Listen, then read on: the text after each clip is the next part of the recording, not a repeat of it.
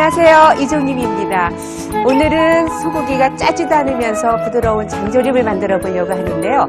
맛도 영양도 우수한 소고기 버섯 장조림입니다.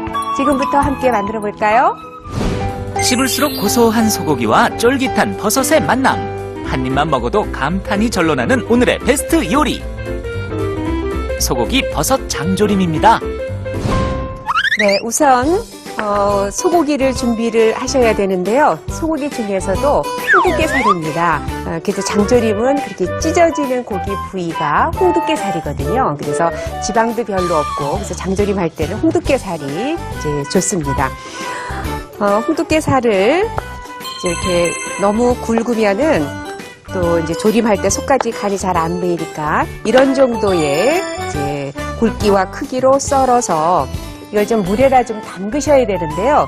왜 담가야 되냐 하면 우리가 고기에는 핏물이 항상 이렇게 함유되어 있어서 특히 탕을 끓이거나 또는 이런 장조림 같은 거 할 때에 이렇게 핏물을 담가두면은 훨씬 더 잡냄새도 없애주고 또 맛있는 깔끔한 그 장조림을 만들 수 있습니다.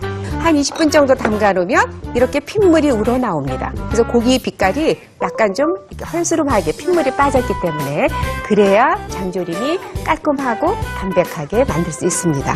그리고 여기에 소고기만 장조림을 하지만 저는 이제 고기보다는 버섯을 좋아해서요. 여기에 새송이 버섯을 오늘 함께 넣을 텐데 좀 큰 거는 반을 갈라주시면 됩니다. 이렇게. 그래서 굵은 것만 이렇게 이제 갈르시고요. 작은 거는 이런 거는 그냥 하셔도 괜찮습니다. 미니 버섯이 없을 경우에는 새송이 버섯 큰 것을 등분하셔서 하시면 됩니다. 그리고 표고를 쓰셔도 되고 양송이 버섯을 쓰셔도 상관없습니다. 이제 냄비에 좀 물을 넣으시고요.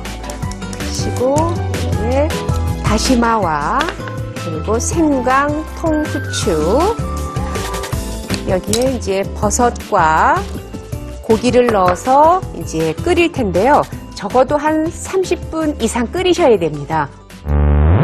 선생님, 고기와 버섯을 조림장에 같이 조리지 않고 왜 따로 익혀주나요? 왜 이렇게 끓이냐 하면 이 고기는 그냥 이렇게 양념에다가 같이 물 넣고 조리면 고기가 부드럽지 않습니다. 그래서 항상 장조림 할 때는요. 이렇게 넣어서 적어도 3, 40분은 끓여주셔야 됩니다. 그래서 고기가 부드럽게 된 상태에서 이제 그 국물 같이 넣고 그리고 간장, 설탕, 청주 이렇게 넣어서 이제 조림을 하셔야 되거든요. 아셨죠? 고기를 먼저 삶아 푹 익혀준 뒤 양념에 조리면 질기지 않은 소고기 장조림을 만들 수 있습니다. 이제 면보를 준비하셔서 이제 걸러주시면 이제 장조림 국물이 굉장히 깔끔합니다. 네. 이렇게 해서 걸러주시면 이제 국물이 굉장히 이제 깔끔한 국물이 만들어지지요. 네. 여기에 지금 장조림 고기를 충분히 부드럽게 익혔고요. 그다음에 여기에 버섯이 들어갑니다.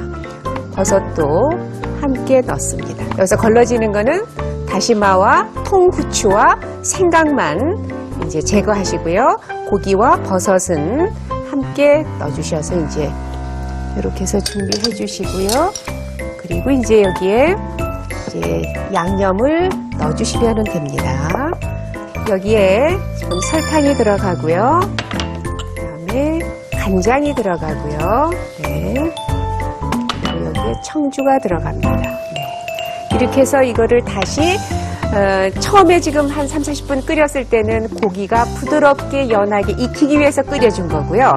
그리고 지금은 이제 단맛과 간장의 맛과 이런 것들이 이제 고기 속에 흡수가 돼야 이제 고기 자체가 이제 장조림이라는 그런 맛이 나는 거기 때문에 고기와 버섯의 양념이 잘 뵐 수 있게 중불에서 20분 정도 서서히 조립니다. 우리 왜 장조림 하고 나면 왜 식으면은 기름 덩어리가 막 이렇게 뜨잖아요. 그래서 기름이 적은 홍두깨살을 준비를 하시고 아까 끓인 육수를 면보에다 걸러주면 기름도 하나도 안 떠서 여기 보시는 것처럼 기름기가 없습니다. 그래서 담백한 그리고 고기에 씹히는 맛과 버섯은요 쫄깃거리는 맛이 있어요. 그래서 버섯도 고기와 함께 넣고 이제 푹 익혔다가 양념을 하셔야 덜 짜고 고기도 연하고 그렇습니다.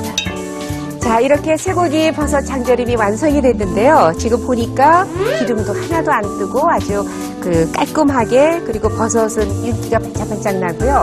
국물도 깔끔한 그런 이제 장조림이 완성이 됐습니다. 이제 담아보도록 하겠습니다. 네. 드실 때는 쭉쭉 이렇게 호두깨살이 찢어지는 보이니까 이제 찢어서 드시면 되는데, 오늘은 먹음직스럽게 이렇게 그냥 담아보도록 하겠습니다. 그리고 여기에 이 버섯이 이렇게 작아서 굉장히 귀엽고요. 먹기도 좋아요. 아이들 먹기에도. 그래서 이제 이렇게 미니 새송이 버섯이 있으면 이걸로 하시면 좋고요. 없을 때는 이제 썰어서 하시면 되니까.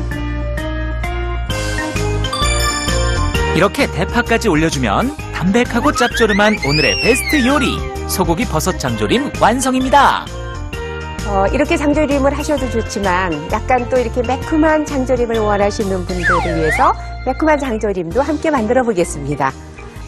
지금 옆에 끓고 있는 거는요, 이 쇠고기 버섯 장조림 할 때도 그 물에 다시마 넣고 생강 점인 거, 그리고 고기와 버섯을 넣고 끓였잖아요. 이것도 마찬가지로 버섯은 안 들어갔지만 똑같은 양념으로 적어도 3, 40분을 끓여줘야지만 고기가 이렇게 부드럽게 퐁 익습니다. 보이시죠? 걸렀기 때문에 국물도 깔끔하고요. 이렇게 기름기 하나도 없습니다. 네. 이렇게 해서 준비가 됐으면 지금 이거는 청양고추를 쓰셔도 좋고요. 또 건고추가 있을 때는 건고추를 좀 넣어주면 건고추에서 매콤한 맛이 우러나거든요. 그래서 여기에 건고추를 좀 넣어보겠습니다. 네. 건고추 씨를 빼서 건고추도 이렇게 넣어주시고요. 그리고 여기에 통마늘을 또 함께 넣어주면 마늘도 이렇게 넣어주시고요. 그리고 여기에 꽈리고추가 들어가면요, 이 고추 향이 은은하게 나서 이 장조림의 국물 맛이 정말 아주 상큼하고 맛이 좋습니다. 그래서 여기에 꽈리고추도 함께 이렇게 넣어주시고요. 그리고 이제 여기 양념만 넣어서 졸이시기만 하면 됩니다. 청주 들어갑니다. 그리고 여기에 설탕이 좀 들어가고요. 그리고 여기에 간장이 들어갑니다. 네. 이렇게 해서 이거를 또 한 20분 정도 다시 또 졸여주시면 약간 매콤한 그런 장조림이 완성이 됩니다. 짭조름한 소고기 장조림에 버섯 대신 다른 재료를 넣었더니 색다른 반찬으로 변신했습니다. 네, 이렇게 해서 약간 매콤한 맛의 쇠고기 장조림이 완성됐습니다. 담아보도록 하겠습니다. 졸인 마늘도 함께 담아주시고, 여기 이제 꽈리고추가, 이 꽈리고추가 참 맛있어요. 함께 드셔도 아주 향긋하면서도. 여기 담백하고 부드러운 소고기에 향긋한 고추향이 가득 빼인 매콤한 소고기 장조림입니다. 이렇게 언제 먹어도 맛있는 1등 밥반찬인 오늘의 베스트 요리, 소고기 버섯 장조림.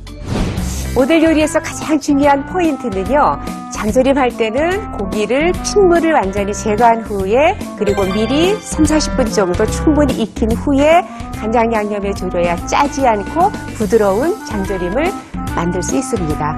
잊지 마시고 꼭 한번 따라해 보세요. 두고두고 먹을 수 있어 든든한 오늘의 요리. 쫄깃한 버섯을 넣은 소고기 버섯 장조림과 칼칼한 고추의 매운맛이 입맛을 돋우는 매콤한 소고기 장조림까지 오늘의 베스트 요리 꼭 따라해보세요.